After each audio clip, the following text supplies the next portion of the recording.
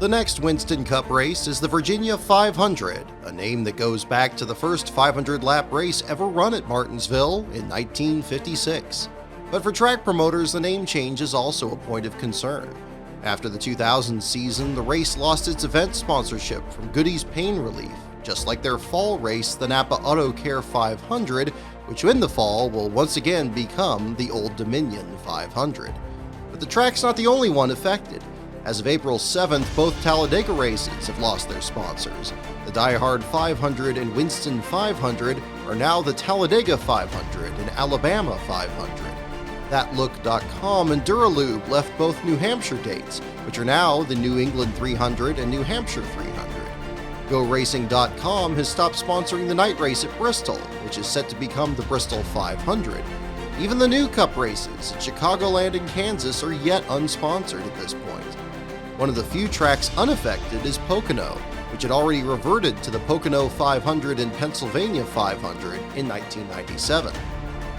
It is hoped that the new TV deal will change this, but this has problems of its own. Fans in Boston won't be able to see the Virginia 500 live, nor the upcoming races at Talladega and Fontana. All three will be shown tape-delayed at 4 p.m. local time. Qualifying for Talladega won't be shown live anywhere, because sister network FX is going to show reruns of Beverly Hills 90210. Fox will continue to provide the phone number for fans to request FX from their cable provider, pointing out the upcoming races at Richmond, the Winston All-Star Race, and Michigan will be on the network. Latest to gain access to the network is Rockford, Illinois, and only after 1,200 fans called in. Much like Joe Nemechek's comments after winning the Busch race in Atlanta, many teams are unhappy with how little of the TV money they're receiving. Even sponsors are unhappy, as a $125,000 TV spot now costs $300,000, an added expense on top of the rising costs of sponsoring a team. Looking ahead to the season's second half, NASCAR isn't happy that Turner Sports moved their scheduled races from TBS to TNT, as many fans don't have both. NBC wants the start times of their races moved to 4 p.m. to lead into their Sunday night programming. But with so much change to come in an already turbulent season, there's no better time to return to NASCAR's oldest track.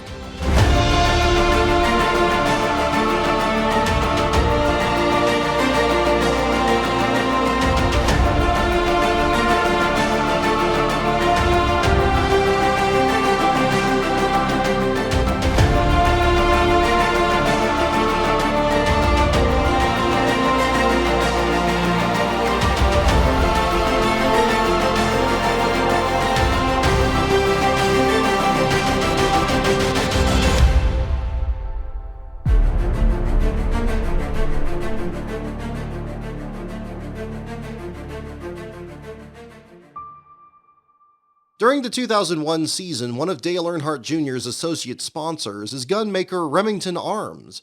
On this day, he's invited to test Remington's new sniper rifle and joins members of the U.S. Secret Service for some target practice. Action Performance confirms that another sponsor, Ducks Unlimited, has canceled their deal to sponsor Jr. later that season. At Penske Racing, Robin Pemberton returns from his one-week break his doctor ordered him to take.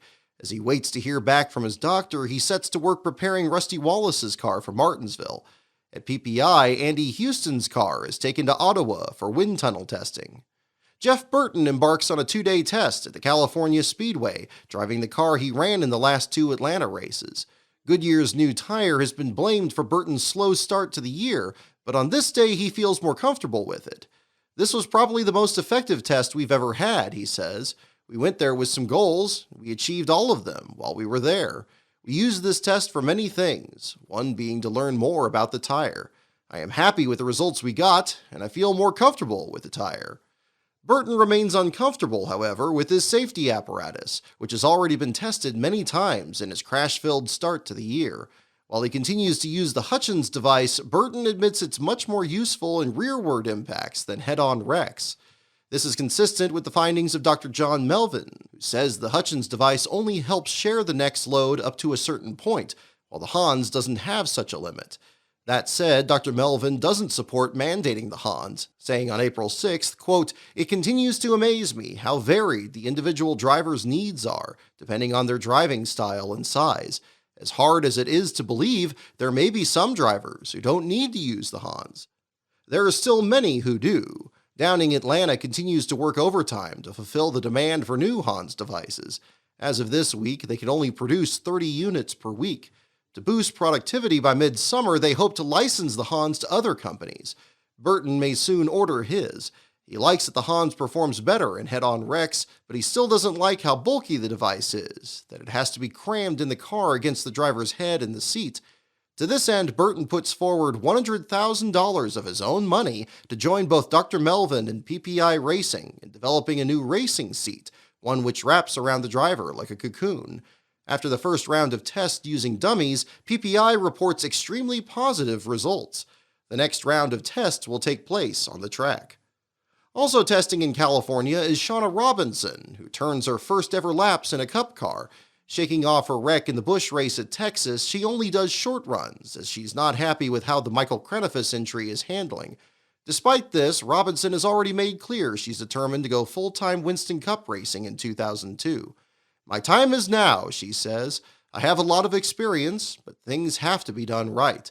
That is why we are testing, to get a good feel for the car and get the team working together and on the same page. I feel I'm in my place when I'm in a race car. It is what I'm supposed to be doing." Crew Chief Felipe Lopez leaves AJ Foyt Racing, which since Daytona has tumbled from 17th to 32nd in driver points. It's reported that Lopez left to protest the firing of another member of the team. Until Lopez's permanent replacement can be found, the job will go to Fred Graves, father of current Ganassi team manager Andy Graves. For Fred, it's a reunion, as he worked with driver Ron Hornaday Jr. during his successful Truck Series career at DEI. Jimmy Spencer remains angry at Hornaday for the Lap 5 incident at Texas, even though it was Spencer who drove through the grass and attempted to merge in front of Hornaday. "He must need glasses," said Spencer. "It all started when he hit us and messed up our car. He did it at Rockingham, he did it at Bristol, he did it at Darlington, and he did it here. NASCAR needs to talk to him."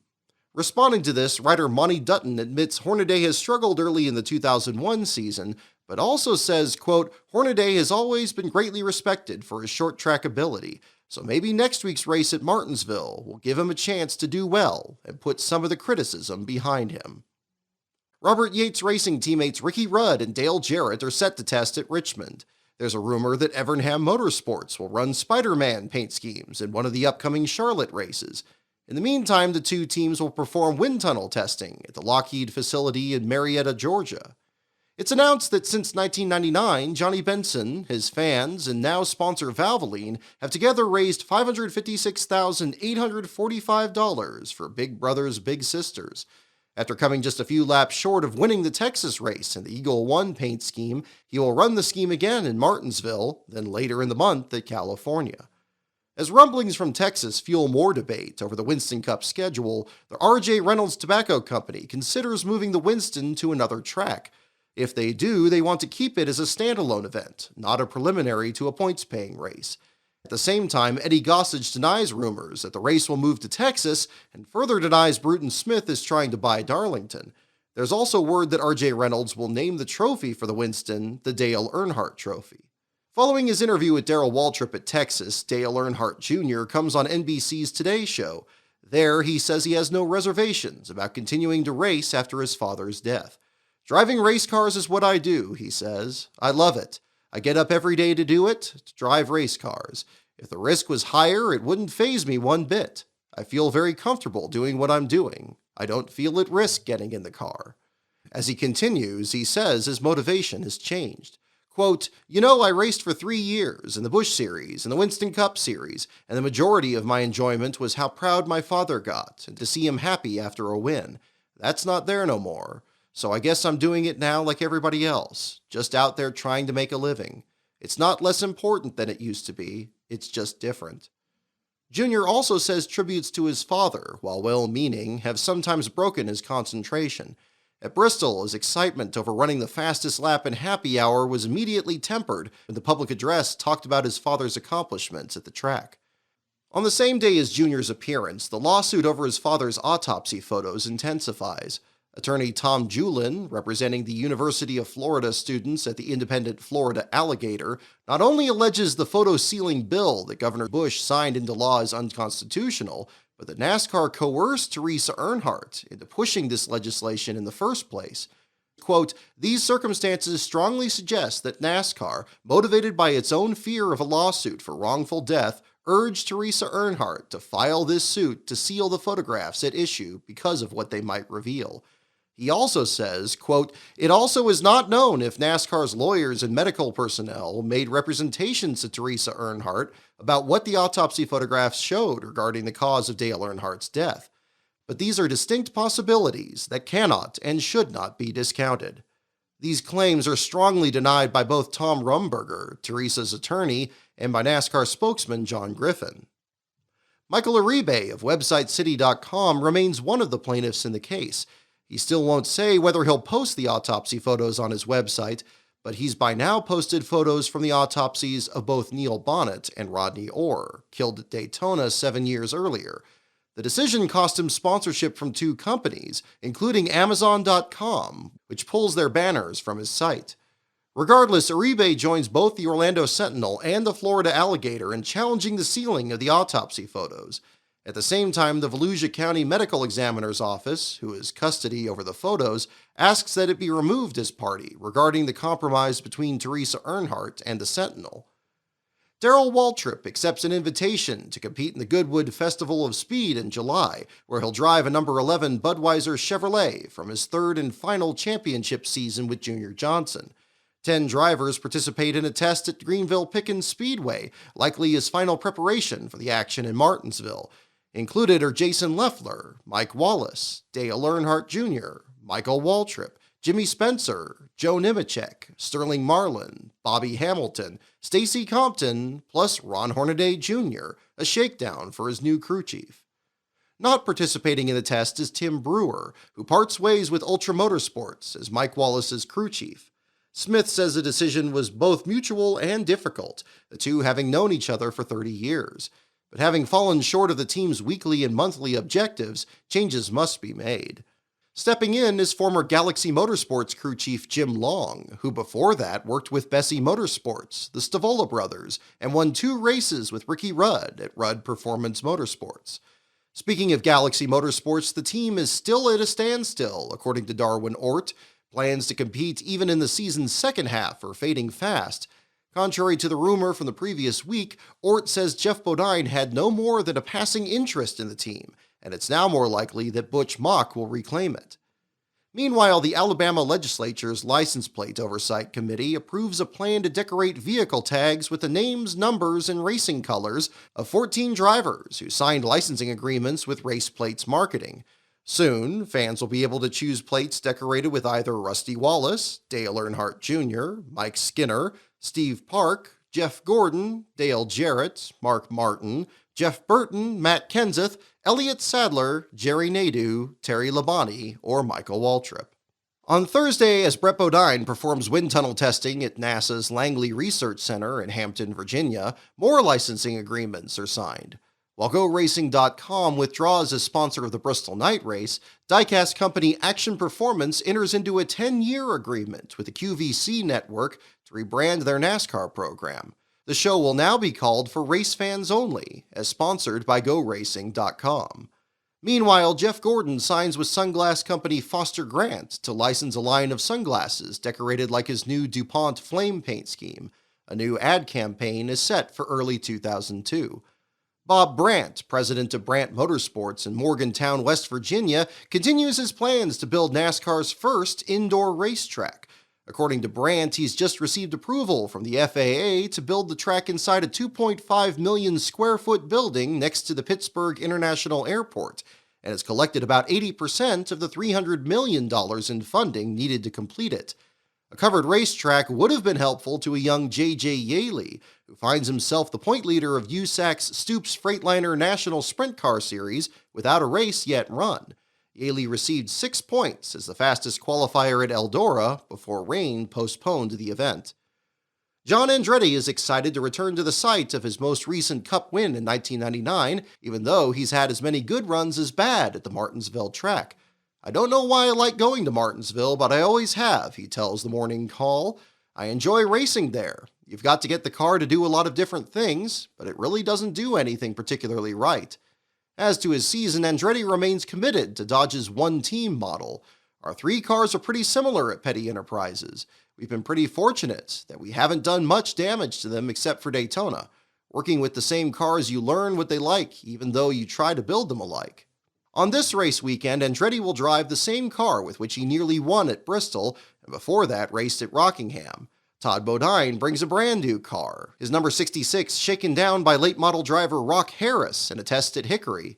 Ricky Craven also tested his Tide Ford at Hickory, ensuring it wouldn't count against the 7 tests teams are allowed to have for the season. Mark Martin, the defending race winner, isn't running the same car from that race. His crew took their Fontana car from a year ago and rebuilt it into a short track car. Jeff Burton is running a car that once won the pole at Richmond. According to Mike Joy, Jack Roush once tried to build his own test track, but it was canceled as it violated local zoning laws. Tony Stewart is running the same car from all 4 of his previous Martinsville starts, including his win the previous fall. It also happens to be the car that he drove to his first Winston Cup win at Richmond in the fall of '99. But after winning 2 of the previous 3 races, Dale Jarrett has a brand new UPS Ford and tests it at Caraway. The persistent specter of the safety debate also hangs over the Martinsville track. As pointed out in an article for the Lancaster Eagle-Gazette, the current discussion of the rigidity of current Cup cars harkens back to the deaths of NASCAR Modified Series stars Richie Evans in 1985 and Charlie Jerzombeck in 1987, both lost in head-on crashes at the track.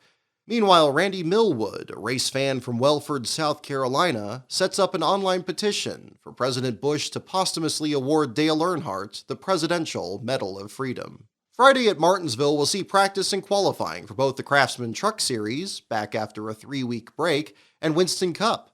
The Cup teams find they have a new garage area. It's the latest of a series of improvements to the track, including a wider pit road, and in the grandstands, new chair-backed aluminum seats to replace the concrete bleachers.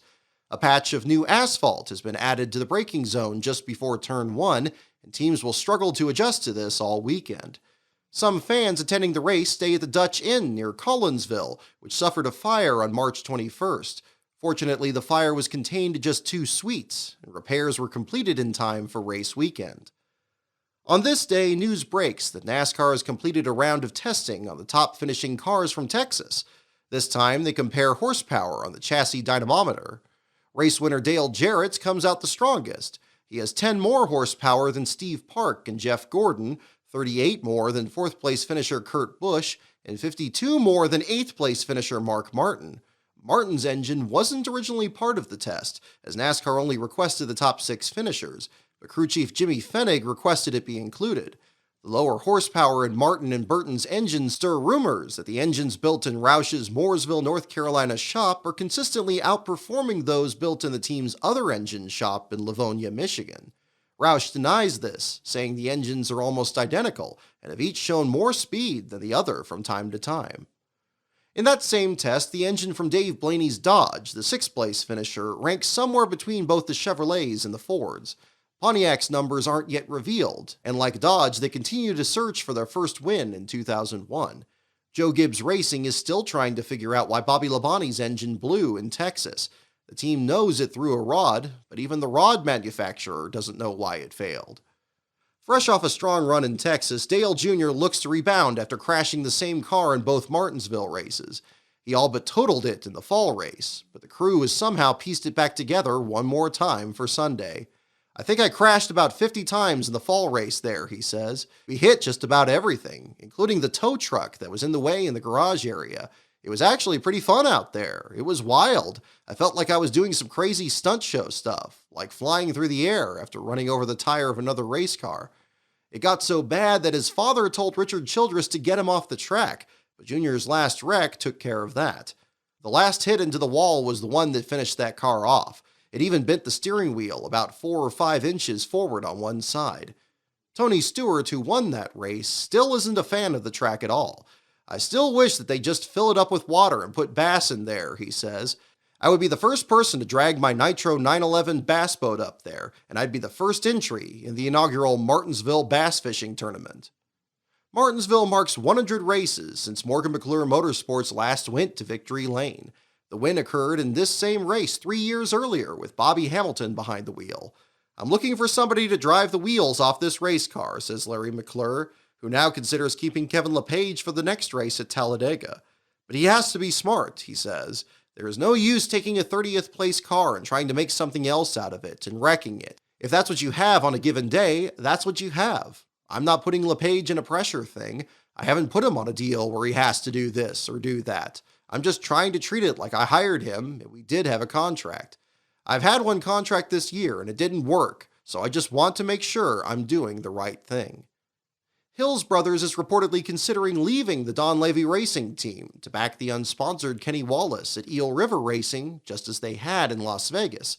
Wallace is growing weary of all the speculation over his sponsor deal.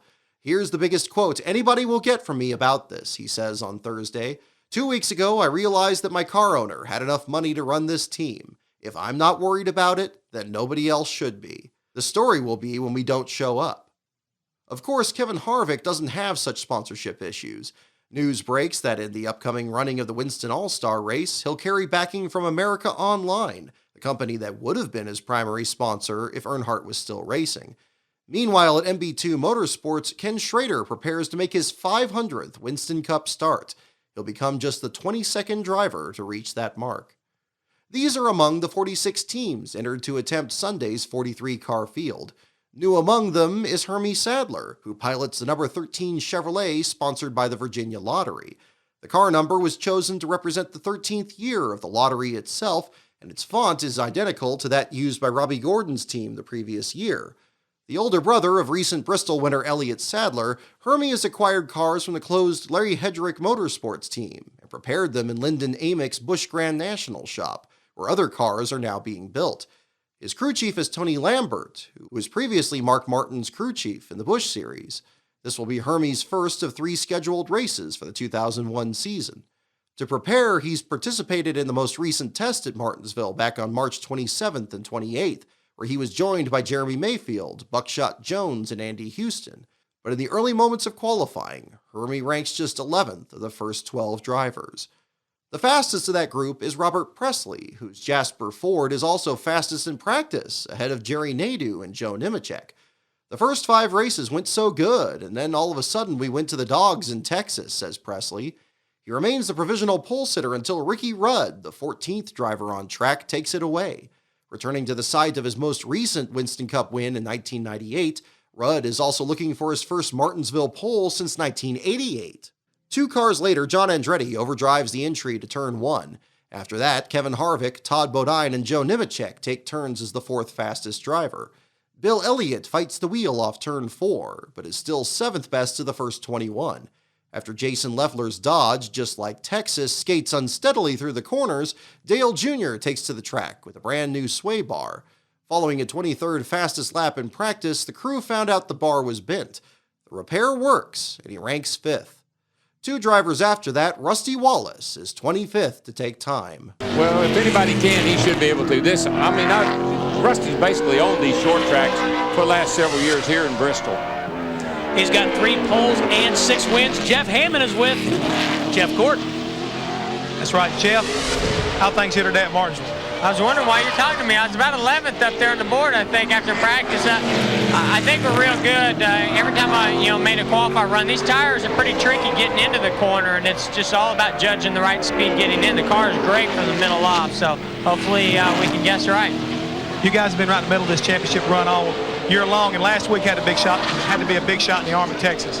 Oh, it was, just to come out of there with a finish is something that we haven't done there, and we ran real strong all day long, so pretty happy with the whole effort this team's had all year long, but I think that said a lot about our team to come out of there with the top 5. Right after comes Jeff Burton. With that lap, actually, it's amazing to only be 6,000ths off the pole and be in 6th place, so it shows you how tight and how competitive things are here. Well, still trying to hold on to a top 10 start here, guys. Jeff Burton currently on the racetrack, 13 career starts. He's been best start 3rd 3 different times. And the thing about it, just what Junior was talking about, when it's all said and done, there'll be 3/10 between the first guy and the 43rd guy. 3/10 of a second. Right now, we've only had 26 cars go. Rusty's on the pole at a 20.146. Mark Martin is 18th at a 20.440. That's only 3/10 right there, and we've still got a bunch of race cars to qualify.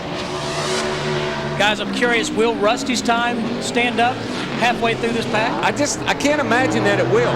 I keep looking for somebody to run in the O's. 20 O's something.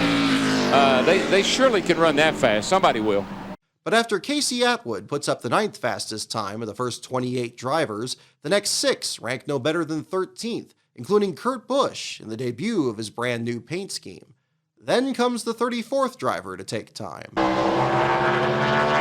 Jeff Burton on the racetrack. He's got those flames on that car, Darrell. Yeah, I love flames. And the thing that Larry and I were talking about earlier is this is a little bit different car, I think, of what Jeff Gordon's accustomed to running here. Robbie Loomis, his crew chief, has had incredible success here with the 43 car, and so they built Jeff a car like that, and it's a little different, I think, Larry. Well, we talked about it a while ago, a 3/4 low snout car. But yeah, all the success that Robbie Loomis had here with John Andretti and with Bobby Hamilton was with that type of a race car. Robbie Loomis said, I'm used to it, and he's on the pole, so it's worked out so far, 20.126.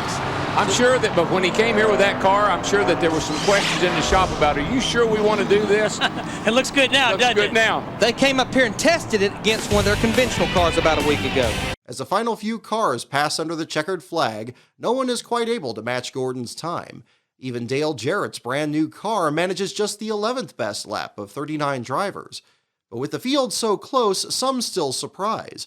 On his first lap, Bobby Hamilton jumps to 8th thanks to some advice he picked up earlier in his career. I was just thinking when you walked up a long time ago, a real good friend of mine, and he was working on his car then, Darrell Walter, got his leg broke, and I was going to sub for y'all at Dover. And I might sub for y'all at Richmond, so y'all had me to get in the 17 car and drive it. And I remember one thing y'all told me, wide open's not always fast, back off early and don't use a lot of brake. And when I brought that here, it seemed to work real good. With 2 cars left to run, Rick Mast jumps to 10th fastest. Far and away the best the Midwest Transit car has looked all year. Well, for us right now, it's real big. You know, the thing is, you come to Martinsville, and Larry and Darrell can attest to this. You worry about springs, shocks, sway bars, weight, ballast, air pressures. You worry about the chassis stuff. You don't worry about all the money that R&D that's went into the aerodynamic balance because you throw it out the window somewhat here. So it's good for our guys. You know, we unloaded the car, wasn't that fast. We kept working with the chassis. You know, we kept getting better and better and better. We made a little adjustment right before qualifying. I wish I'd have went a little bit more, but you know, for where we've been to where we got to go, you know, this is one small baby step. And but the neat part about it, and Darrell, you know about this, I believe that last lap on the qualifying, I believe I got that Martinsville feel. If I can hold that Sunday, look out. Can you measure the confidence that this gives you and this team? I guess more the team than me, you know what I mean? Because I don't lose confidence, I don't gain confidence. I'm pretty even keeled on all that. I know, you know, I'm a realist in this race, and I know what you got to do in this garage area to outrun these guys or run with them, you know. And there's certain things that have to be in place, you got to put in place and have to happen in order to run with these guys. And, you know, we're struggling as a team right now to get all that put in place. We're not there yet. We got a long ways to go, but this team can do that. And a day like today, where you just work on basic chassis stuff, the guys were all on the same page, and it makes them feel good knowing that, you know, we throw stuff at the car and it does what it's supposed to do. So, you know, and then you just add that to the fact that, you know, we got to get more wind tunnel time, more big track experience for time. The other thing also, guys, this is a different tire here, and we're just now figuring out what this tire likes. I mean, these guys were talking about air pressure a minute ago. Air pressure is a big deal with this new tire. Last on the track is Jeremy Mayfield, whose crew changed nearly everything on the car after he ranked just 36th in practice. He jumps all the way to 6th. Man, y'all might want to get somebody else driving this thing after the first practice, but no, we found a lot of stuff wrong with it, and not wrong, just things that we were missing, and changed it on, gambled, and worked out for us. With that, Jeff Gordon picks up the 35th pole of his Winston Cup career, his second at Martinsville. Despite not leading a lap in either Martinsville race in 2000, he's now the favorite to claim his 4th grandfather clock. But during the post-qualifying interview, the booth wants to ask Gordon if he's one of the teams running a drop snout car, which Larry McReynolds describes during Junior's lap. You heard Ron, you know, talk about a drop snout car. That's actually what Dale Earnhardt Jr.'s got. What does that mean, Larry? What that means is the pivot points on the snout where all the suspension is. It's dropped down 3/4 of an inch. It puts a little lower roll center in the front of the car, which helps on these flat corners. And a lot of cars and a lot of teams are running drop snouts here. Matt Yoakum relays the question. Larry Mack wants to know if you tested a 3/4 drop snout a lot, or was last week the first time you've tested one? What 3/4 drop snout? The race broadcast reveals it was indeed a Laughlin 3/4 low snout car, much like Bobby Hamilton's Martinsville winner in 1998 and John Andretti's in 1999. It's also an old car. Gordon hasn't run this particular chassis since the inaugural race at Homestead in 1999, where he finished 10th in one of the NASCAR Racers' Saturday morning cartoon schemes. Gordon will start alongside 6-time Martinsville winner Rusty Wallace. Jeff Burton will start 3rd, the first time he's qualified better than 28th since Rockingham. It's such a surprise that his crew chief, Frankie Stoddard, still isn't sure which pit stall he'll choose. Ricky Rudd holds on to 4th ahead of Robert Presley, the first time all year that the Jasper team has started better than 17th. Both Andy Petrie cars time in 8th and 9th, with Rick Mast just outside the top 10 in 11th, and Casey Atwood in 14th. Further back, some of the biggest stories from Texas are struggling. Johnny Benson will start 26th, Steve Park in 29th, Dave Blaney in 34th, and Mark Martin in 36th. Sterling Marlin, who qualifies 31st, says the Dodges struggled in qualifying because their engines weigh 30 pounds more than those of the other manufacturers, throwing off the balance of the cars. Disadvantage or not, Kyle Petty joins Rick Mast in rebounding from his DNQ, taking 33rd on the grid.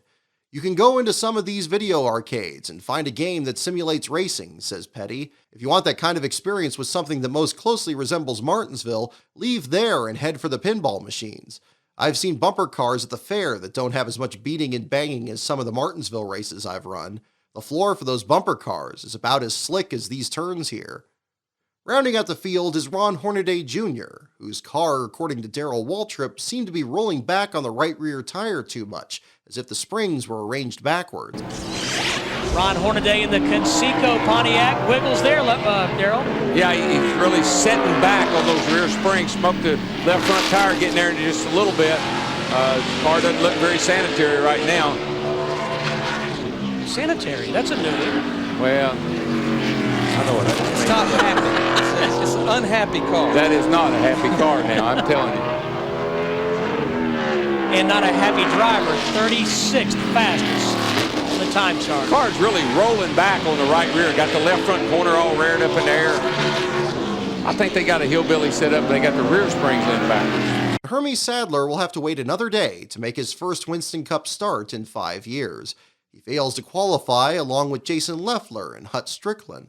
For Leffler, it's his second DNQ in 8 races. For Strickland, it's his third. As at Bristol, Marlin will carry Leffler's singular logos on the quarter panels of his Dodge. Following the accident with Rusty Wallace at Texas, he'll also use at least one member of Leffler's pit crew.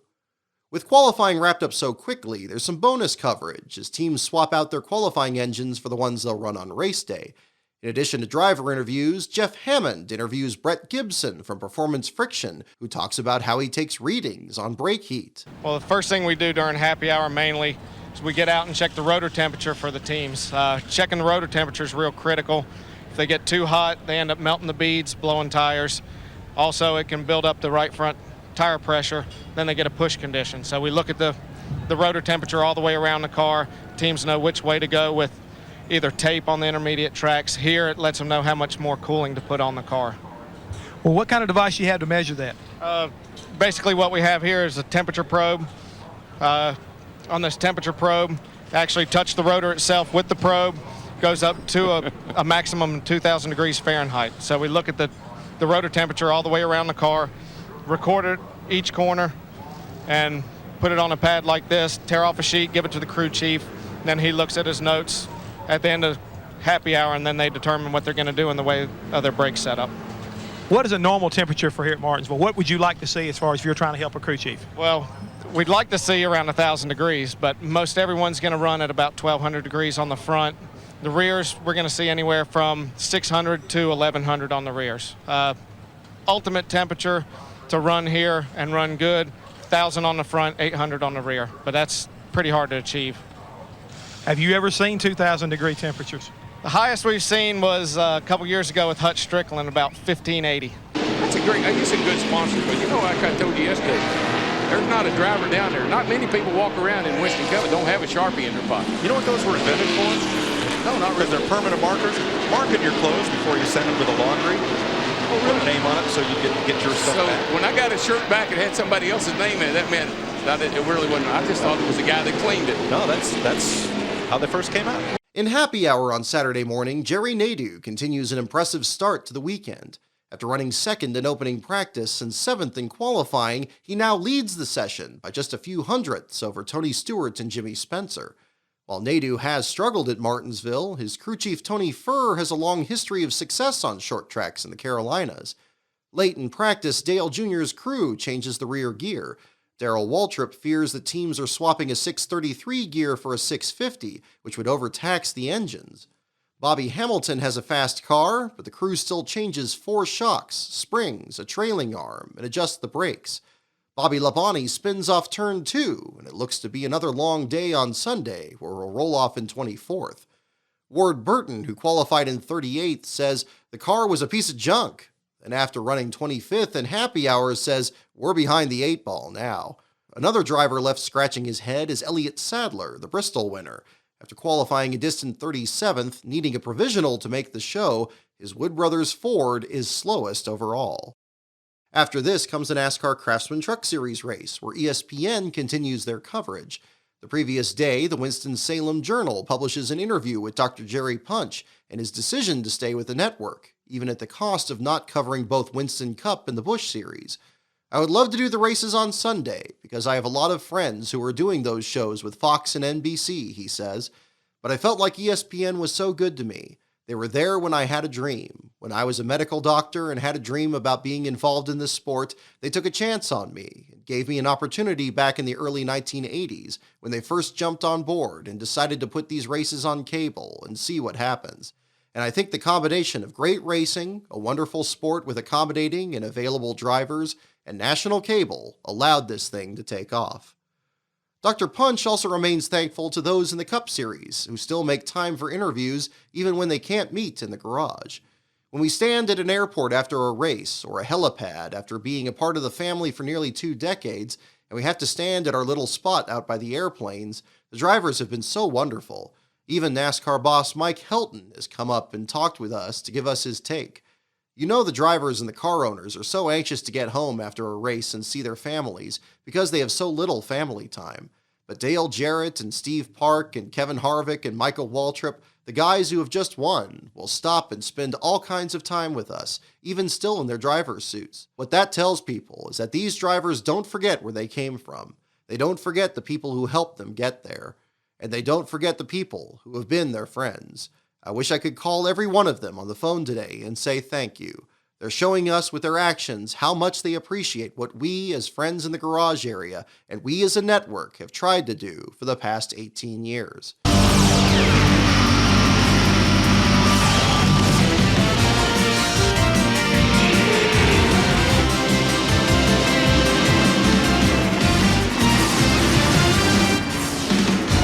ESPN, the worldwide leader in sports, presents NASCAR. This happens to be the 150th race in Truck Series history, dating back to the first points-paying race at Phoenix in 1995.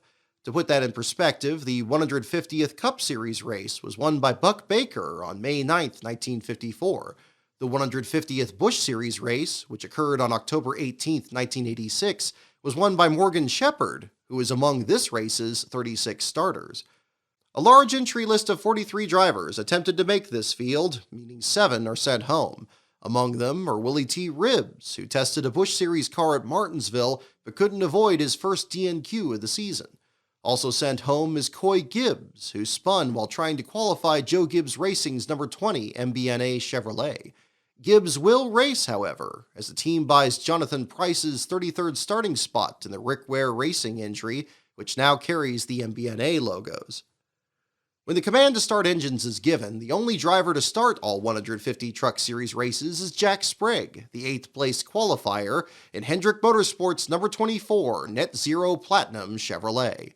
It's also the 150th start for his younger brother Jason Posh, who serves as his spotter. Sprague is driving Chucky, the oldest truck in the Hendrick shop, which Sprague drove to his first victory at Phoenix in 1996. With it, he hopes to score his 20th series win and first at Martinsville. Behind Sprague, 2 drivers make their first series start, bringing the total to 349 competitors, who have each competed in at least one Truck Series event on 38 different tracks. Among these is John Wood, grandson of Glenn Wood, who qualifies 31st at the Wood Brothers' home track. Wood's truck, fielded by Billy Ballou, is sponsored by Virginia millionaire Mark Warner, the Democratic candidate for governor. Richard Landreth qualifies an impressive 11th in the number 84 Lemons Auto Parts Ford. His only other starts will come in the next running of this race in 2002. But once again, Dodge dominates in qualifying, sweeping the first 2 rows.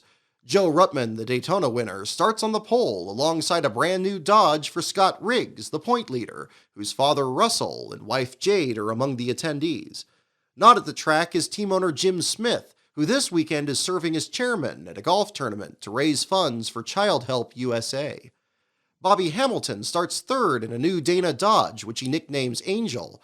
Goober, the truck with which Hamilton won this race a year earlier, is being driven by Ruttman, who that season steered it to wins at IRP in Chicago.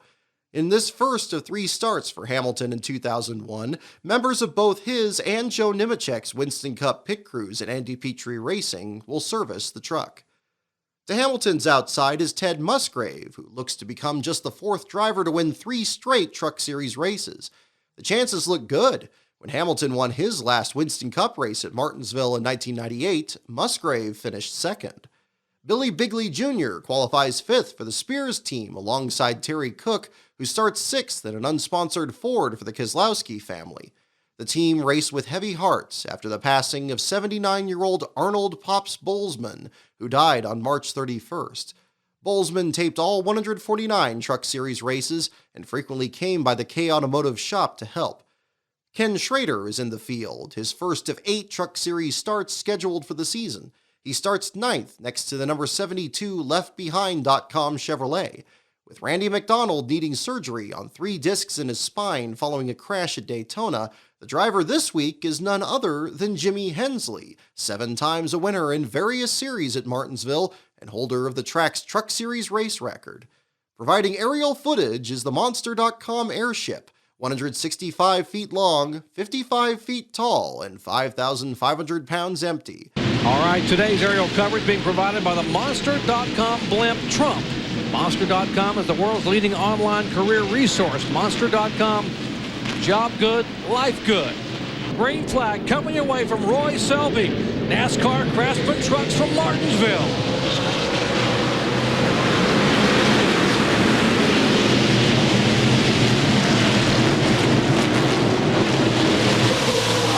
On lap 1, Ruttman wrestles the lead away from Riggs, and teammate Hamilton soon climbs to 2nd past Musgrave, who now has to contend with Terry Cook.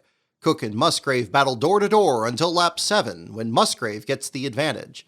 On lap 10, as Hamilton gets the lead from his teammate, Dennis Setzer drops off the pace and pulls behind the wall. He's reporting a driveline problem, and the crew sets to work. The first caution falls on lap 21 as Ryan McGlynn spins in turn 4. The truck's still sitting on pit road as the field takes the lap 26 restart. On lap 36, Morgan Shepherd pulls behind the wall. Our Ford truck was running a little bit hot. It got up about 260, so we just brought it in. I was passing a 31 truck there, and he run me in the wall twice, but we need a sponsor for this thing so we can continue to race. You heard it, guys. He needs some money so that he can come back and race with us some more this year. We also learn more about the big white truck of Randy Tolsma. You know, we talked about they couldn't figure out what kind of coverage they were getting during these races. So somebody had an idea. It might have been even Randy that said, "Hey, let's put something on the truck." They joked about it being a big white truck because the truck was white with nothing on it. So they said let's put the big white truck on the side and on the hood of the truck. And so it's been a great fun. And see on the deck lid, they got the little guy, they little cartoon figure that they're calling him Ray, and they got a picture of the Italian flag because the Renzis who own the truck are very proud of their Italian heritage, and it says Il Monstro Bianco, which means the white monster. On lap 50, Ricky Sanders, son of Cup Series veteran Ronnie Sanders, bounces off the outside wall. Pitting directly in front of him is Ronnie Hornaday, whose father Ron Hornaday Jr. stands watch while his Winston Cup pit crew services the truck. Just like at Homestead, the younger Hornaday is running one of A.J. Foyt's engines under the hood. Also pitting is Billy Bigley Jr., who felt a vibration in the driveline. The crew brings out the jack stands as they look under the left rear in the rear gear. They then send him behind the wall just as Setzer returns, soon dropping Shepard to last place. It's Shepard's first Truck Series last place finish, making him just the 7th driver to complete the last car Triple Crown. Also in the garage is Bobby Daughter, who breaks a rocker arm on Gene Christensen's number 08. Christensen, a Dallas real estate developer, founded the anti-drug campaign People Against Drugs, whose logo appears on the truck. Soon after, both Richard Landreth and John Wood see their series debuts end in the rapidly filling garage area. Wood climbs to 15th before his truck starts trailing smoke. "I didn't have a chance to be competitive," he says. "I was just trying to stay out of trouble. The truck ran good on old tires because I didn't have any motor coming off the corners and couldn't spin the tires." On the restart, Cook has trouble getting past the lap machine of Jason White, who he waves to down the backstretch. Then on lap 73, Musgrave slows down the backstretch and comes down pit road. His crew's about to lift the hood when they too discover a broken rear gear. Their gear is seized up so badly that the crew can't even remove the axles, so they have to replace the entire assembly. As Musgrave is interviewed, the caution falls again as Jason Small pounds the turn 2 wall, then can't get himself unstuck. It's under this caution on lap 86 that many of the leaders make their first stop. With no 4-tire stops allowed in the series, the question is whether to change rights or lefts, and when. Sprague gets rights, plus a track bar adjustment and more air pressure in the right rear. Riggs gets right sides and his own track bar adjustment. Both Hamilton and Ruttman get right sides only and take off. Riggs tries to follow them, but Cook slams into his left front fender. The damage is enough to send Riggs back for at least 2 more stops, dropping him to the tail end of the lead lap. This turns out to be well timed. Being waved against again by Ron Selby. Got a crash right in front stretch. And a lot of trucks heavily damaged on the restart. Tolsma gets it from the front and the rear. Chuck Hosfeld's involved. Kenny Schrader is involved. There's Larry Gunzelman in the white and the red truck, the 63 truck. On the restart, Michael Dawkins' transmission fails and he can't get out of the way fast enough. Behind him, Jason Tom tries to shoot the gap but ends up hooking Larry Gunzelman into the wall, blocking the lead lap traffic in the high lane. In all, 7 trucks are collected. Schrader heads to the garage with heavy nose damage, done for the day.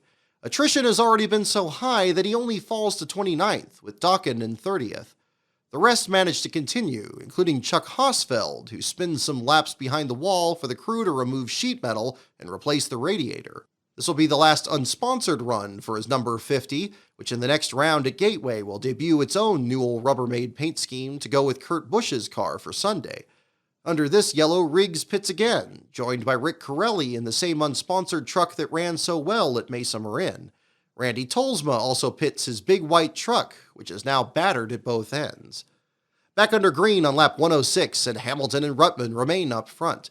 Further back, Riggs hits the speedy dry at turn 1 and barely keeps his truck under control. The next caution for debris falls on lap 121, where Jimmy Hensley finally makes what he plans to be his only pit stop of the day. He'd worked his way to 9th, but will climb no higher. Unbelievably, he too has suffered a broken rear end and is pushed behind the wall. He'll finish in 25th. In the booth, Phil Parsons estimates all the mechanical issues are due to the series' increase in horsepower, which is tearing up the 650 gears they'd used in the past. Back underway, and Lance Hooper's Ford is trailing smoke. He's running one of 3 engines the Marty Walsh team bought from Cale Yarborough Motorsports after it closed. With 109 to go, Larry Gunzelman's battered truck crosses the nose of Corelli in turn 1 and spins, drawing the 6th caution of the afternoon. Making his first ever start at Martinsville, Travis Quapple has climbed to 6th and comes in for left side tires with no adjustments. Hamilton and Ruttman split the strategy, with Hamilton taking right sides and Ruttman the lefts. This makes Ruttman stop faster, keeping him ahead of Hamilton. Cook also stays with the leaders, taking rights after he took lefts on his previous stop. But none of these drivers will lead. Breaking the Dana Dodge stranglehold on the lead is Riggs, who after all his fender repairs doesn't plan to pit again. A year ago, Riggs made just his 3rd series start in this very race, where he qualified 5th and finished 9th. This earned him a full-time ride. Now, if he can lead these final 108 laps, he'll have his first series win. With 99 to go, Coy Gibbs slows down the backstretch and pulls behind the wall with a blown engine, leaving him 26th. Lance Hooper returns to the track, but the engine continues to trail smoke, this time taking him out of the race in 24th. Nathan Butke and the other Rick Ware entry also loses an engine to take 23rd. The massive attrition creates a ladder for anyone to climb if they can possibly return to the track. Among them is Musgrave, 75 laps down, and McGlynn, a full 115 behind. While McGlynn remains 35th, Musgrave will climb to 22nd by the checkered flag. Back in the top 10, check out Matt Crafton, who had a successful test in Sandusky, Ohio. Successful, that is, except the track was being converted from pavement to dirt, so he had to weave around piles of earth in turns 1 and 2. Also running well is Ricky Hendrick, the rookie point leader, who just turned 21 on Monday. Hendrick decided to stay out with Riggs and hold second until both Hamilton and Ruttman get by. Sprague runs in the top 5 until 62 to go, when his truck suddenly slows off turn 4. Closing behind, Quapple can avoid running into him and spinning the number 24 to the apron. Sprague makes it to pit road, but the engine sounds rough. The team thinks they lost fuel pressure, but determine he's broken a rocker arm, so behind the wall he goes. Again, the Dana truck splits strategy as Ruttman pits for right sides while Hamilton stays out. On the lap 198 restart, Hamilton is all over Riggs for the lead, but he slips in turn 2 and is caught by third-place Quapple. With so few trucks still on the lead lap, Ruttman climbs back to 6th with 49 laps to go. 2 laps later, he catches Bryan Reffner, who after a stumble in the engine during qualifying has recovered to run 5th. But the two make contact, sending Reffner around.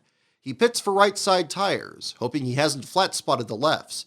Under this caution, Hamilton pits, his left-side tires too worn to make it to the finish. There are now 41 laps to go. Riggs leads Quapple and Cook, but Ruttman is applying pressure to all 3. Cook has made just 2 stops all day and plans to make it to the finish. Behind them, Tolsma's damaged truck holds down 6th, but has Hendrick and Crafton to contend with. Sprague returns to the track, where he'll finish in 20th. Then, with 29 to go, Hamilton drops off the pace and into the garage. The truck that led 133 laps is out of the running. He'd been holding the truck in 3rd gear, but now the transmission has failed altogether. The results show another rear gear issue, and due again to the high attrition, he falls only to 15th at the finish. Back on track, the caution falls with 27 to go. Ronnie Hornaday and his A.J. Foyt engine are running 11th when a tire goes down, putting him in the wall. He also nearly collects Nathan Hosley, who had battled into the top 10. Hornaday will still manage a 14th place finish, 6 laps down. The final restart comes with 21 laps to go. Just seconds earlier, the battery on Quapple's spotter's radio runs out of juice, so Quapple misses his prompt for the start, opening the door for Cook and letting Riggs run away. Cook's radio hasn't worked for even longer, the team unable to discuss any adjustments with their driver for at least the last pit cycle. With 13 to go, Cook's mirror is filled by Ruttman as Quapple pulls away in 2nd. With 9 to go, Crafton's truck starts smoking as Rick Crawford, Reffner, and Hendrick are right behind him, Hendrick with fresh left-side tires.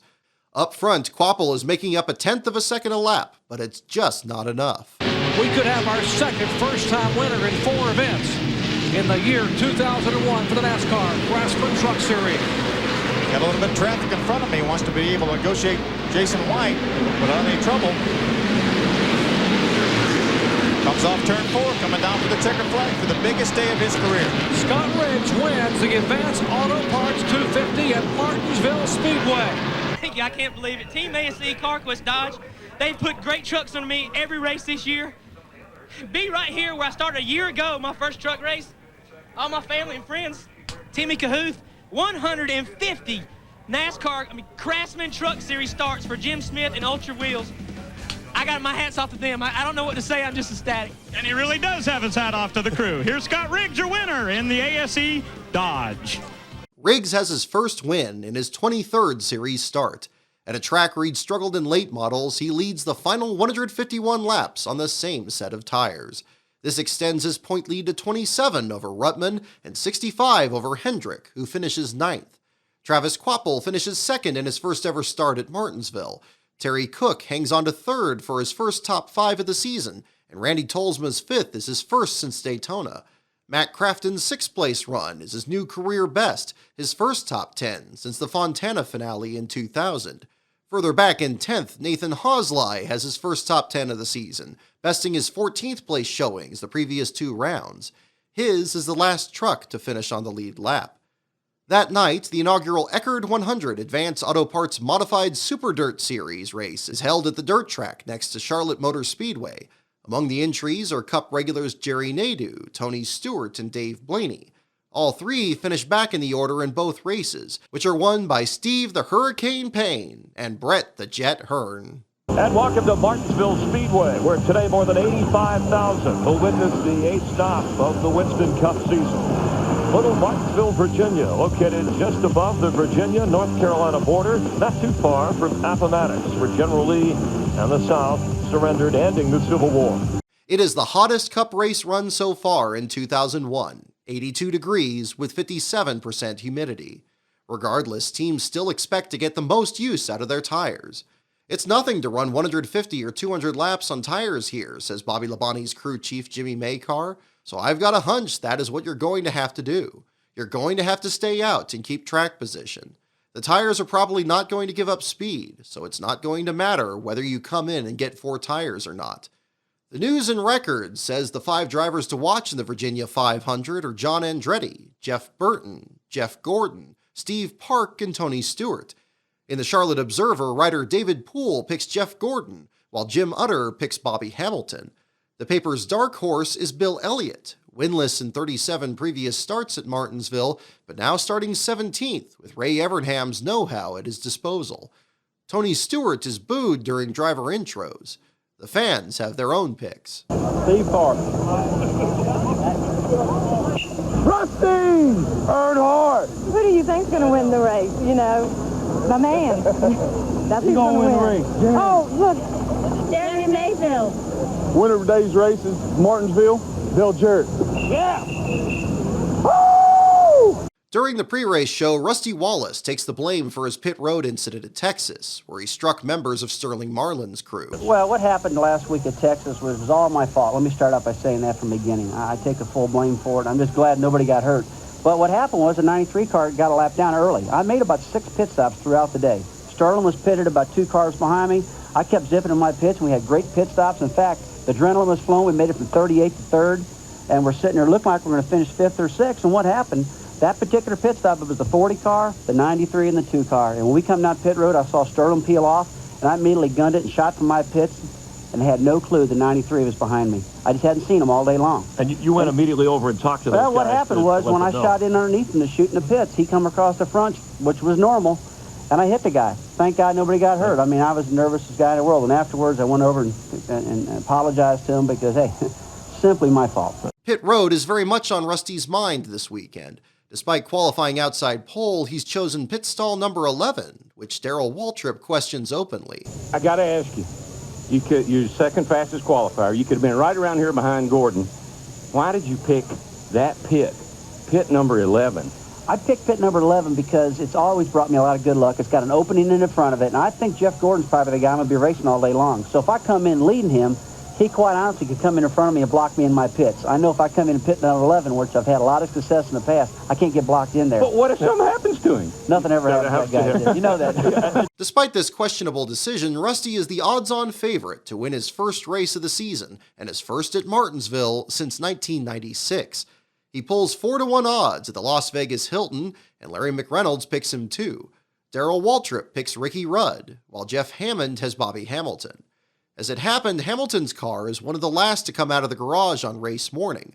On top of the adjustments in happy hour, crew chief Jimmy Elledge adjusts the master cylinder and changes the brake bias from front to rear. If it works, he says, they're going to be extremely fast. In other news, Chris Myers strikes out with the Valvoline girls. The host guy who does the pre-race show, you've seen it. Yeah, I watch Fox all the time, but you just don't look familiar to me. Swing and a miss. During opening ceremonies, Corporal Andre Alexander plays the national anthem on the keyboard. And despite his car missing the race, Junie Donlavey gives the command. Gentlemen, start your engine.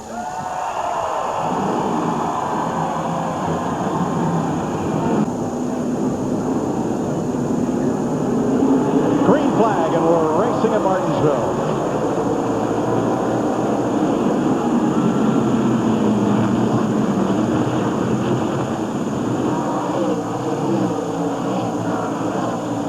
On the break, Rusty Wallace challenges Jeff Gordon in the high lane, then pulls ahead in turn 3 to lead lap 1, the first lap Rusty has led all season. By the silent lap 3, Rusty and Gordon have open track on the rest of the field, but Kurt Busch and Ron Hornaday are locked side by side in a battle for last. On lap 4, Jeff Burton gets under Ricky Rudd to take over the 3rd spot, and on lap 6, Bobby Hamilton does the same to take 4th. Behind them, Bill Elliott breaks loose in turns 1 and 2, causing a stack-up behind. Mark Martin, winless since this race last year, shoves in the right front fender, while Kyle Petty pushes in the nose of his Dodge. On lap 12, Todd Bodine drops off the pace in turn 3 and can't make it to pit road. The green stays out as he limps around the track, saying something's gone wrong in the transmission or rear gear. The Haas-Carter team will find that the engine they swapped in on race morning is now gushing oil. Todd's day is done. It's his 6th career Cup Series last place finish. These last 5 have all come with different teams. Up front on lap 23, Rusty leads Gordon by about 2/10 when they catch a slowing Dave Blaney. Just as the Dodge teams had feared, he's overheating and is now running a lap down. This brings 3rd place Burton up to Gordon's rear bumper. On lap 26, Dale Jarrett gets under Ricky Craven for the 12th spot. On lap 29, Blaney is on pit road with the hood up. He returns to the track multiple laps down in 42nd. On lap 33, Rusty has caught Michael Waltrip, but as he tries to put the Daytona 500 winner a lap down, teammate Jeremy Mayfield cuts down a right front tire in turns 1 and 2. Mayfield makes it to pit road, his tire still smoldering as he returns to the track just in front of the leaders as Waltrip works his way past Ward Burton. The first caution falls on lap 40 when Andy Houston spins on his own in turns 3 and 4, saving many drivers from losing a lap. Robin Pemberton calls in Rusty, but he stays out, and so does most of the field.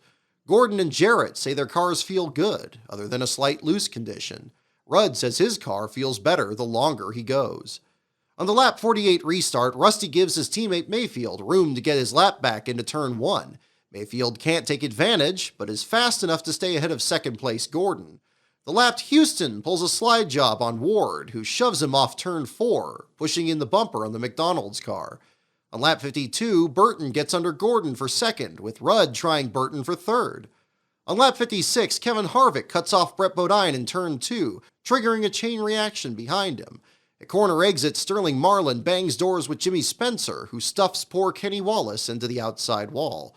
Further behind, at the starting line, Hornaday checks up, causing John Andretti to swerve right, directly into the path of Steve Park, who's fighting a bout of the flu. Both cars hit the wall, but Andretti's runner-up car from Bristol gets the most damage, hitting so hard it knocks the belts off his engine. Park and Andretti come to pit road behind Kenny Wallace, who's broken a right front tie rod. As Park is handed a time penalty, Kevin LePage reveals damage to the front of the Kodak car. This time, the leaders come down pit road. Rusty comes in from the lead. His crew takes a pound out of the left rear to try to help him out of the corner and remark at his good tire wear. Casey Atwood gets 2 tires and an air pressure adjustment. Jarrett takes 2 tires and a track bar adjustment for his loose condition. Since Todd Bodine fell out, Jarrett now has an open pit stall in front of him, just like he did during that critical final pit stop at Darlington. But teammate Rudd is still stuck on pit road. A brake bleeder valve has come loose, forcing the crew to physically stop the car before they can repair the brake lines. He returns to the track 2 laps down, out of contention. Up front, the leader is now Matt Kenseth, who stayed out while many of the leaders pitted. Joining him in 2nd is Ken Schrader with minor damage to the nose of his car, along with Ricky Craven in 3rd, and Ron Hornaday from last on the grid to 4th. On the lap 63 restart, Kenseth overdrives turns 1 and 2, then finally clears Elliott Sadler, who was lapped during the opening run. Also among the leaders is Stacy Compton, who in 1996 mortgaged his house to make his Cup debut at this same Martinsville track. A 9th place qualifying effort secured him a ride in the Truck Series, and today he runs 7th for Mark Melling. On lap 70, Craven catches and passes Kenseth for the lead. Driving a brand new Laughlin drop snout car he tested at Hickory, Craven looks to give Cal Wells his best run since Rockingham. Further back, Kurt Busch is struggling. He and Kyle Petty make contact, and Kevin Harvick and Robert Presley pull a 3-wide pass to get around him. Busch goes to the garage, where the team works on the right front brake caliper. On lap 81, Rusty and Burton stack up behind a slow Atwood. Jarrett gets into Rusty and spins him down the backstretch. The caution doesn't fall, and after leading the first 58 laps, he only slips from 12th to 18th. Rusty shouts on the radio that there may be fluid on the backstretch, and there's minor damage to his left rear corner, but his new spotter Earl Barbin tells him the car is fine. Burton is also called by his crew chief Frankie Stoddard, who points out the pushed-in nose on his Ford should give him more downforce.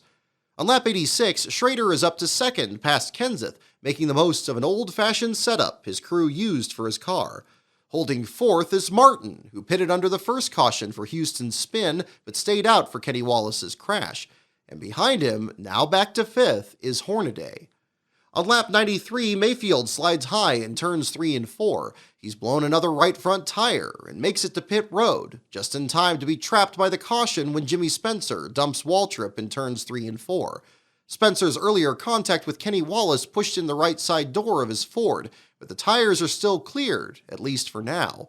This caution allows Kenseth and Craven to pit with a few others who gambled, including Harvick, Schrader, Spencer, Buckshot Jones, Sterling Marlin, Kyle Petty, and Kevin LePage. For a second straight caution, Martin stays out and now takes the lead. Staying out with him is Hornaday, who's still on the left side tires with which he started the race. And on the lap 100 restart, Hornaday makes a bid for the lead. Protects his car. Yeah. Ron Hornaday, he wants the lead down into turn 1. He started getting fast. Oh, this is exciting for those guys. Hornaday puts the Conseco Pontiac out front of Mark Martin. Let me tell you something, when this day's over with, that car might be in victory circle, but it won't have anything but a roof number on it. I can guarantee you that, because he'll wear it out. For more on Hornaday, Dick Bertrand. Ron Hornaday has done the incredible, the impossible today at Martinsville. He has gone from 43rd, dead last, to first. And right now, you ready for this? It's the first time he has led a Winston Cup stock car race since October 30th, 1994. This pit crew is absolutely wild with enthusiasm. They think they got a shot to maybe win this thing today. While Hornaday continues his impressive rally from the back to the front, he does so on tires so old that 37th place Mayfield catches and passes him on fresh tires, getting one of his 2 laps back. As Mayfield pulls away, Gordon has climbed to second, passing Martin, and Jeff Burton is working over Atwood for 7th. Hornaday is still leading on lap 112 when there's another multi-car tangle in turn 2. Trouble, turn 2. Lots of cars. Waltrip, Schrader, Kyle Petty, Buckshot Jones, and I think Harvick got the worst of it. Yeah, Harvick's car is really damaged. 4th caution of the day at lap 112. He has busted the radiator here. They will have a lot of work to do here. You see the water running out of it. You see the steam. The biggest thing they'll have to do there is get all the sheet metal cut away and replace that radiator. Waltrip spins for a second time, this time off the nose of Kenseth in turn 2. Waltrip clips Marlin, then blocks the inside line. Buckshot Jones doesn't slow down in time and drills Schrader, Petty, and Harvick into Waltrip. Harvick pulls away with the entire front of his car pushed in, the radiator shroud stuck in the fan belt. Schrader's car looks chewed up. Much of the field does too. Buckshot leaks fluid around more than half the track, then into the garage area, requiring a lengthy cleanup that turns pit road into a beach. So much fluid and now stay dry that at one point NASCAR has the whole field roll down pit road to try and blow it away. Today's aerial coverage being provided by the Monster.com blimp Trump. Monster.com is the world's leading online career resource. Monster.com. Job good, life good. Before the cleanup, Hornaday leads the field down pit road. Due to his poor qualifying run, he pulls into one of the first stalls. He gets 4 tires, and the crew changes left sides for the first time all day. They struggle with the left front wheel, dropping him back in the order. Jarrett gets 4 tires and a chassis adjustment to the left rear, as the car is still too loose for his liking. Gordon gets 4 tires and a slight air pressure adjustment of his own. Burton takes 4 tires and a track bar adjustment. And in stall 11, Rusty takes 2 tires to get ahead of the field. It's a tricky path as Buckshot drove through his stall on the way to the garage, forcing Rusty to drive through a streak of his fluid and stay dry. Atwood is handed an ice pack as his feet are burning inside the car. As he returns to the track, one of the drivers throws a half-empty bottle of Gatorade. Junior runs it over, and Gatorade splashes all over Atwood's windshield. Martin leads for the restart on lap 130, and as the booth enjoys their first batch of Martinsville hot dogs, it is time for the first official Crank It Up.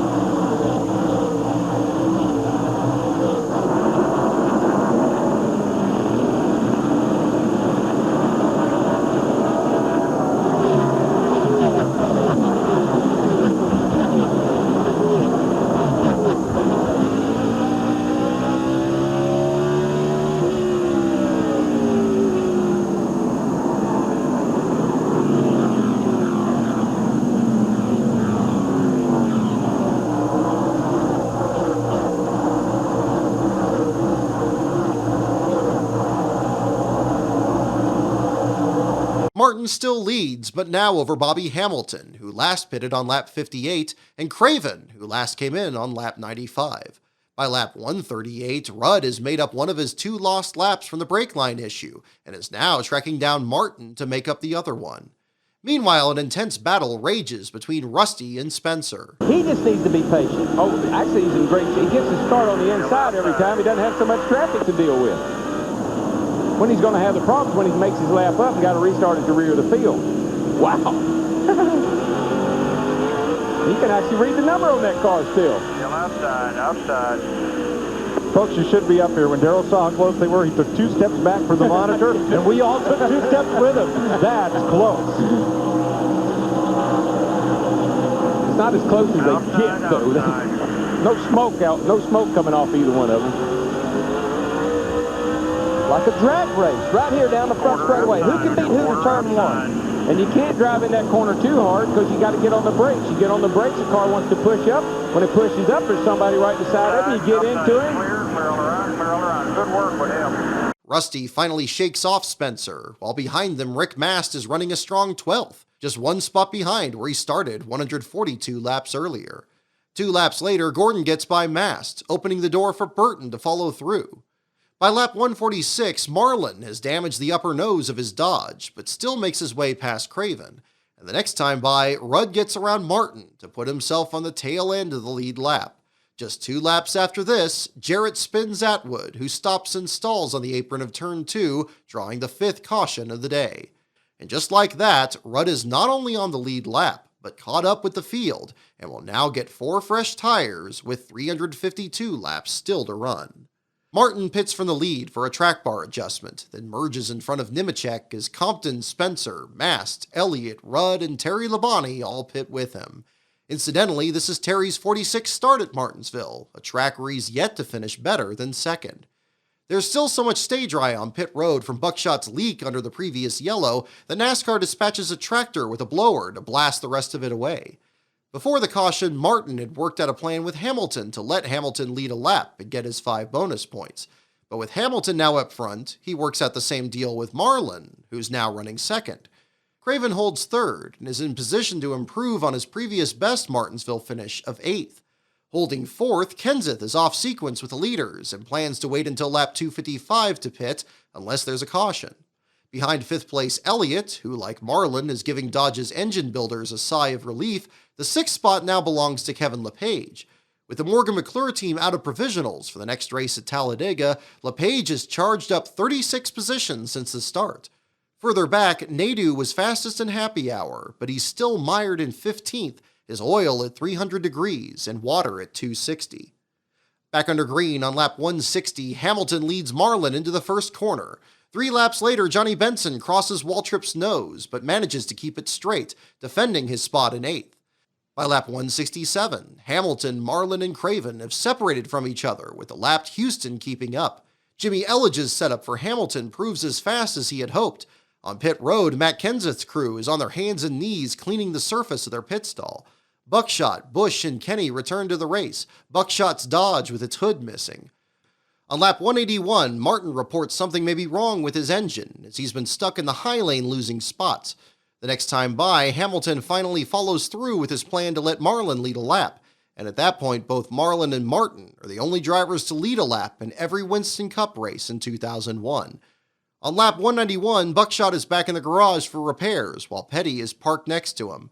Buckshot will return along with Harvick, but Petty is out with overheating issues, leaving him 42nd. On lap 194, Rusty holds 7th ahead of Gordon in 8th. Holding 9th is Burton, whose decision to run a 633 gear seems to be working, as Elliott Sadler and his 650 were one of the first cars lapped in the opening run. On lap 198, Burton looks to the outside of Gordon, opening the door for 10th place Jarrett, who wrestles away the 9th spot on the backstretch. The 6th caution falls on lap 202 when Nadeau's overheating car spins in turn 4, then backs right into the path of the leaders.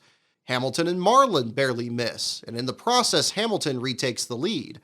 On pit road, Marlin gets 4 tires and an air pressure adjustment as he's a little loose. Hamilton gets 4 tires, but no adjustments, and the crew is pumped after a fast stop. Behind them, Rusty continues to find stall 11 treacherous as he collides with an exiting Jarrett. Not among the leaders is Tony Stewart, who comes into pit road 12th and comes out a distant 23rd. Upon watching these two Martinsville races, Goodyear tech Billy Hodges estimates the team could probably run 250 laps on left side tires without a real change in speed. Now, for the second time, Hornaday is leading over Nemechek, but on the lap 209 restart, Gordon and his two fresh tires wrestle their way into second, leaving Hamilton to battle his teammate for third. As Hornaday still leads on lap 213, none of the other rookie contenders are running better than 25th, which is held by the lapped Houston, who continues to keep pace with the frontrunners. The strategy pays off on lap 214, when Schrader spins Skinner in turns 3 and 4, causing Bobby Labonte to check up, only to be spun by Spencer. Further back, the chain reaction catches Brett Bodine, who shoves in the nose of his Ford. Nearing the scene, Houston splits Labonte and Bodine as he speeds past Hornaday, beating him to the caution and getting back on the lead lap. This time, Hornaday pits, but his radio unhooked during the previous run, so the crew doesn't know what adjustments to make. The stop runs long, and they change 4 tires and hand him 2 bottles of water. He'll return to the track a distant 21st. This gives Gordon his first lead of the day, but on the lap 219 restart, he has Hamilton hot on his heels and Rudd not too far back in 10th. Just 2 laps into the run, Hamilton dives under Gordon in turns 3 and 4 in a bid for the lead. For the lead, Bobby Hamilton against Jeff Gordon. Well, Gordon got pushed up out of the groove, and it's opened the door for lots of people to go back. And he only took 2 tires on his last stop.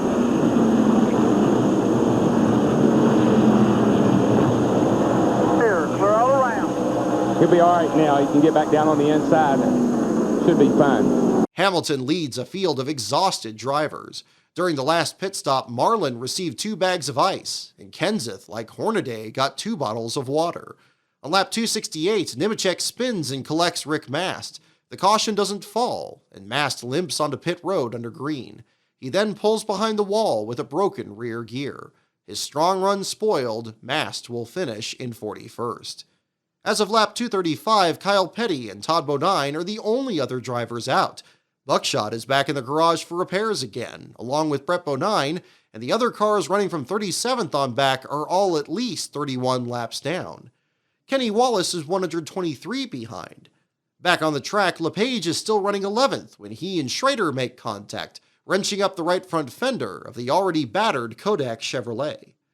At the halfway point, the best race is for third, as Marlin, Jarrett, and Burton are nose to tail, each reeling in second-place Gordon. Gordon loses his advantage, and Rusty joins him from 6th, with Rudd not far behind in 7th. On lap 252, Robert Presley becomes the race's 4th retirement. He pulls directly into the garage, out with overheating issues, ending a weekend which saw him both fast in practice and 5th on the grid. On lap 259, Rusty has caught Burton and Jarrett, and Marlin looks under Gordon for 2nd. When Marlin gets by, the conveyor belt fires up, and Gordon tumbles to 6th.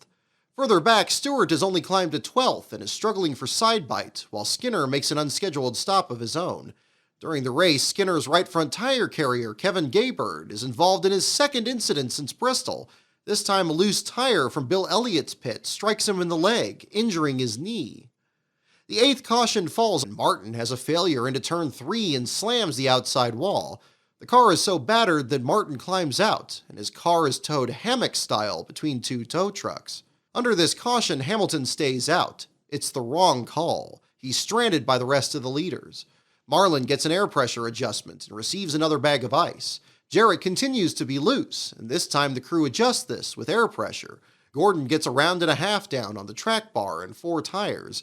In stall 11, Rusty's Jackman slips and falls in the fluid left by one of the many cars headed to the garage.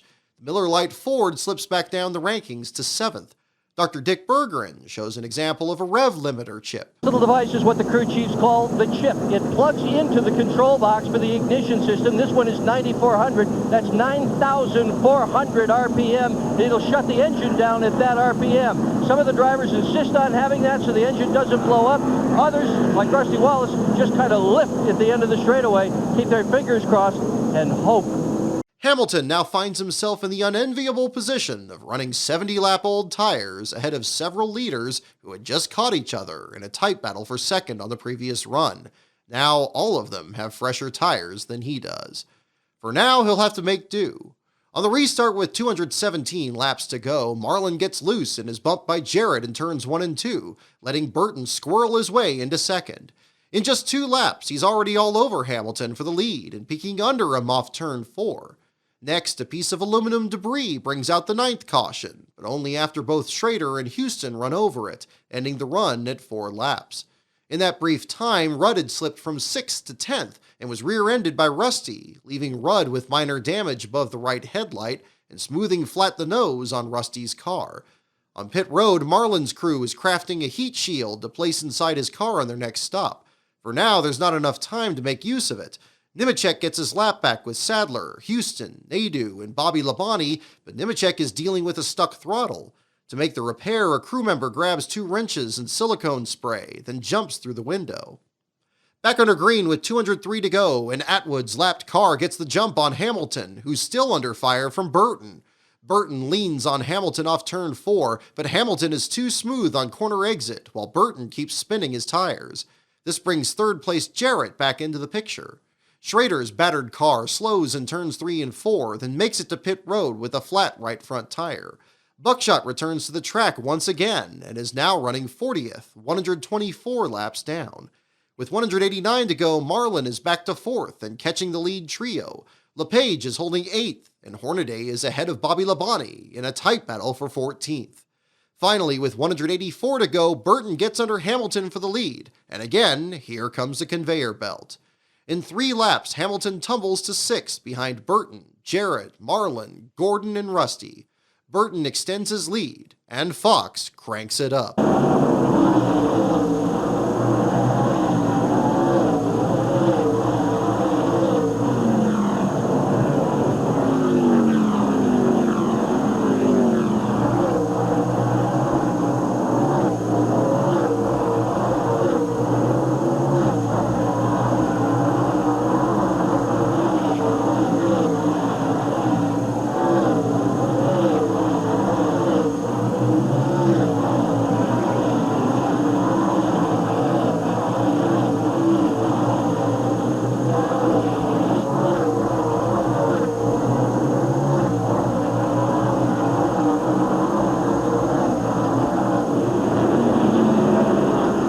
It is a day to end all streaks. Burton continues to lead his first laps of the season, which are also his first since he took the checkered flag at Phoenix the previous November.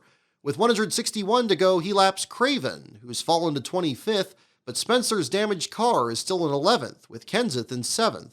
With 156 to go, Hamilton skates up the track in turns 3 and 4, letting Kenseth by into 6th and Rudd to 7th, dropping Hamilton to 8th, nearly 10 seconds back of the lead. Up front, Jarrett continues to keep Burton honest, trying for the lead while they still hold open track over third-place Marlin. Further back, Nemechek is suffering from heat exhaustion, and his crew puts out the call to Presley, who fell out earlier. Presley runs back to the garage and puts on his Jasper uniform, standing by as the longest green flag run of the day continues. With 143 to go, Hornaday passes Hamilton, whose crew tells him to watch his fuel pressure as they expect to pit soon. Then, with 137 to go, a debris caution comes out as Fox prepares to go to commercial. The commercial happens anyway. When we come back, Hamilton finally gets his 4 tires and fuel. Burton gets 4 tires and the crew goes down a round on the track bar. Jarrett gets 4 tires and a round of bite added to the left rear corner. Rusty gets 4 tires and this time beats Jarrett off pit road, but not Burton, who keeps the lead. Marlin gets a 15.3 second stop for 4 tires, fuel, but no adjustments, and apparently no heat shield. Instead, he gets 4 bags of ice and a big water bottle. Among the lapped cars, Blaney has his hood up again. Mayfield comes in for a flat left front tire, and Mike Wallace stalls at the exit of pit road with a dead battery. In his first race with new crew chief Jim Long, Mike hasn't contended all day. About the only reason his car has no damage is because he's been running at least 7 laps down, well behind the pack. With 129 to go, Larry McReynolds interviews Jarrett's crew chief, Todd Parrott. We talked a little bit earlier this morning, 125 to go. Can you pack your pit stuff up and send it to the truck? Yeah. I told him to keep a couple right side tires down here just in case. Oh, now you're going to be tempted to pit if you keep them there. Well, you never know what might happen. Might have debris on the racetrack or whatever. I was wondering if there was two pros up top there, Darrell Waltrip and Larry McReynolds, could give me a little bit of help down here with 130 laps to go. Back under green with 125 to go, and Benson tries to get his lap back from Burton, but gets sideways off turn 2, keeping Burton ahead of Rusty, Marlin, and Jarrett. With 118 to go, Presley is still on standby for Nemechek as one of only 4 drivers out, joined by Petty, Mast, and Todd. Mark Martin's crew is still trying to fix the Viagra car, but he doesn't return to the race and ends up in 39th, the last retiree of the day. With 117 to go, Marlin's is the fastest car on track, followed by leader Burton's with 116 to go. Hamilton, meanwhile, can't work his way through traffic and is mired back in 16th. Spencer is reeling in Kenseth for 7th, and climbing back into 10th is Stewart, looking for his first top 10 finish since Rockingham. Behind Stewart comes Hornaday, with Junior running 12th, easily his best Martinsville race yet. Now the man on the move is Ricky Rudd. With 99 to go, he gets under Gordon, who has struggled for long-run speed all day. Rudd clears Gordon, then sets after teammate Jarrett, who he clears off turn 4 with 96 to go.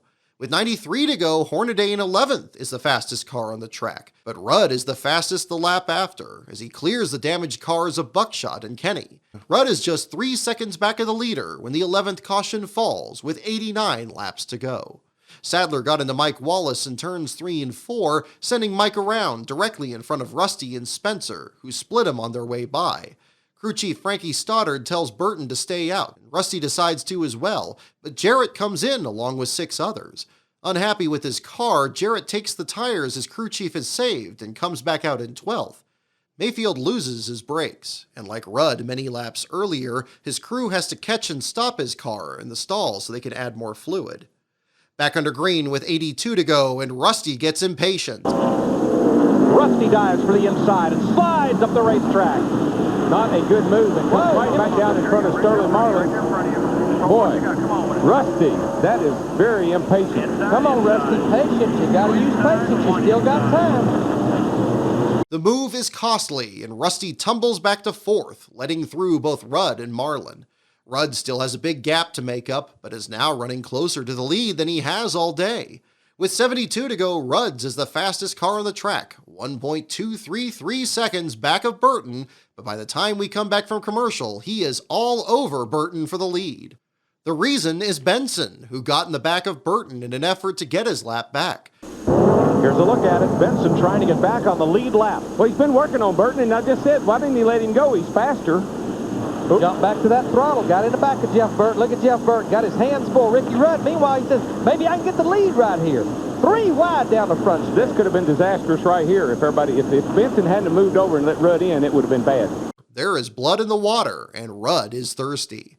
With 60 to go, he gets under Burton, who closes the door. With 56 to go, he tries it again. Burton spent her just a little bit, and Rudd gets inside.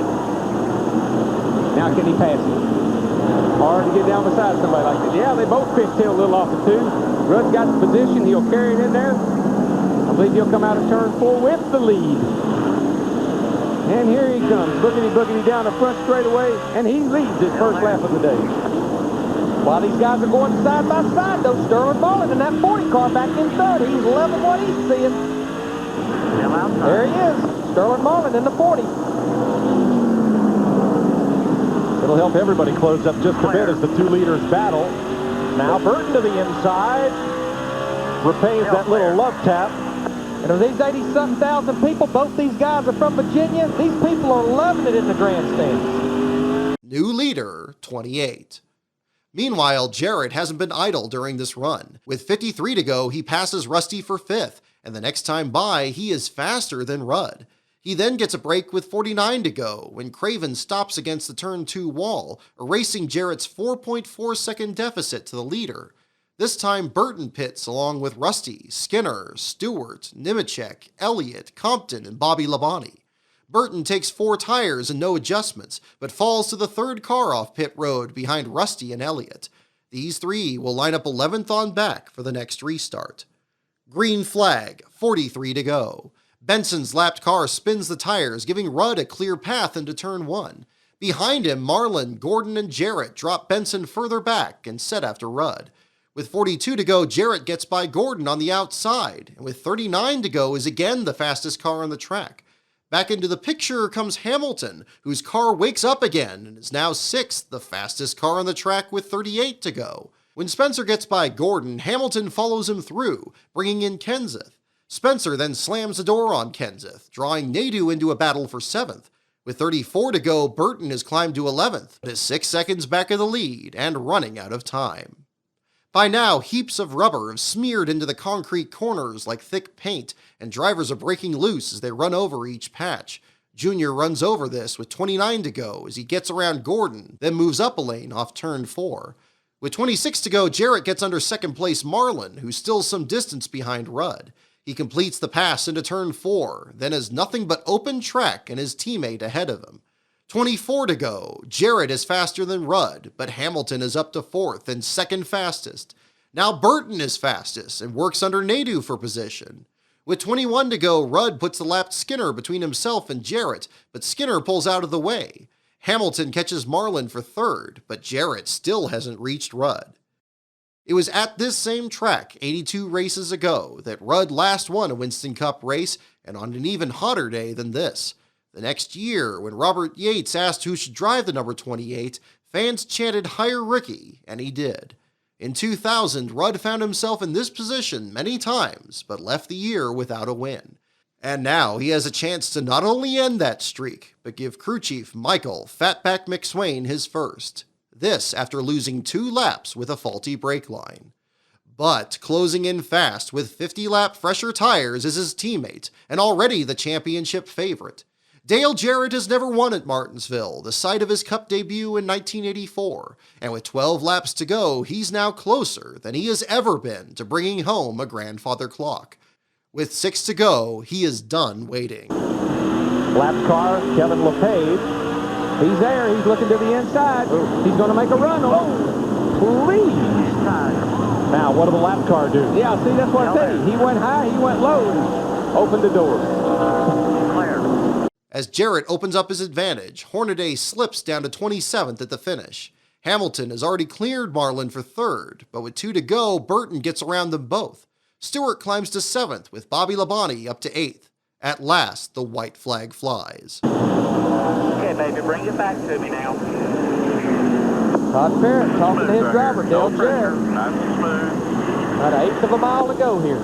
Traffic ahead won't be a factor, and Dale Jarrett gets his 3rd win of 2001 and his 2nd in a row. Remember when I rode on that toolbox? Dale Jarrett, the first time you have ever won on this racetrack, how did you do it? Oh, great race car all day, and my man in the pits, and Todd Parrott, just can't beat that. He made a great call there. Oh, good year, Eagles. Come on. Tires were great, but I had a set that just didn't match up real well, and he said, let's get in here and adjust the car and adjust the tires, and that was the key. Yeah, I really had to tell you from Ricky, I know he wanted to win, but our car was just a little better right there because of the tires. So I know my daughter Natalie won her basketball tournament this morning. I hope Carson did. Oh, man, it's an incredible start to the season right now. UPS, Coca-Cola, Planters, Texaco, Nike, everybody. I know I'm leaving people out. Ford Credit, got some more for Susan G. Komen Foundation. But thanks to everybody. This is a great team and great pickery. After his lackluster Daytona 500, Jarrett has been nearly lights out ever since. This, his 3rd win in 8 races and 2nd in a row. The win extends Jarrett's championship lead to 123 points over Gordon, with Benson and Marlin now tied for 3rd and 4th. Things have come a long way, said Jarrett. Been trying to win one of these grandfather clocks for 20 years. I remember watching Fred Lorenzen and my dad and Richard Petty battle a lot of times. I had no idea I'd ever have the opportunity to win as many races as Fred Lorenzen did. He was a tremendous driver. Ricky Rudd's runner-up finish lifts him to 8th, 266 markers out of the point lead. Well, we just had to play catch-up, all day. Just had a brake line bleeder valve come loose during the race early on. We had to make an unscheduled stop and got ourselves really deep in a hole. Had to run the car a lot harder than I wanted to.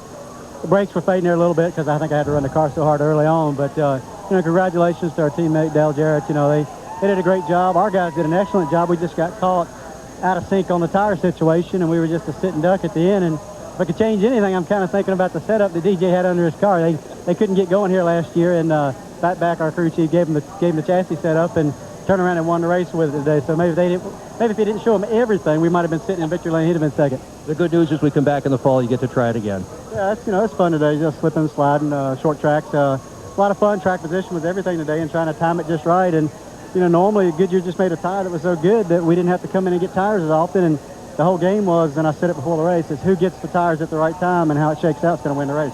Jeff Burton in his 633 gear finishes third. A year earlier, Burton had been the only driver to finish in the top 10 at all 6 short track races. Well, you can say a lot about this team, but you can't say that we're quitters. And nobody's given up. This team is as upbeat as I've ever seen them, even going into this race. And, for us, this now we can start our year. We may go to Talladega and finish 30th. I don't know, but now we can get our year going and pay attention to the things that we know how to do. We've run like this year. We just haven't put finishes together, and now hopefully we can get something going. Bobby Hamilton also speaks about his run. We wanted to go early and see how long we could go to where we'd know what to do at the end of the race, he says. It was just strategy. We were fast, like half a tenth quicker than the fastest car, just back too far. In all, a track record 17 cars finish on the lead lap, down to rookie Andy Houston. This includes 9th place Jimmy Spencer with massive damage, and Stacy Compton, who finishes a surprising 15th.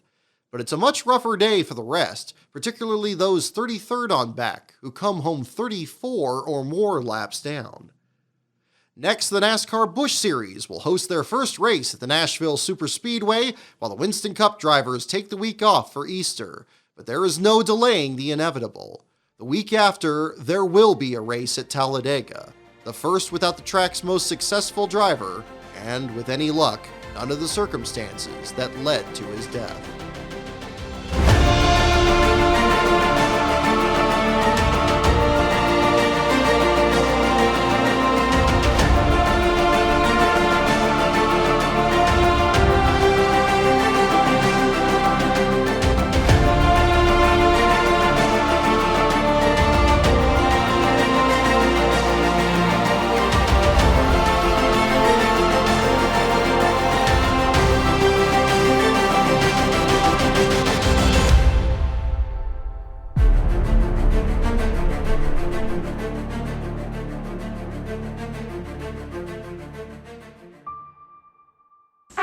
In America, there exists a sport that is driven by the fans. They are why everyone works so hard, on the teams and at the tracks, in front of the grandstands and behind the scenes, to give the fans the greatest race possible. NASCAR fans deserve the best, starting from the high banks of Daytona, all the way to the shores of California, and at every race in between. NASCAR fans, you're the reason for our success. Thanks.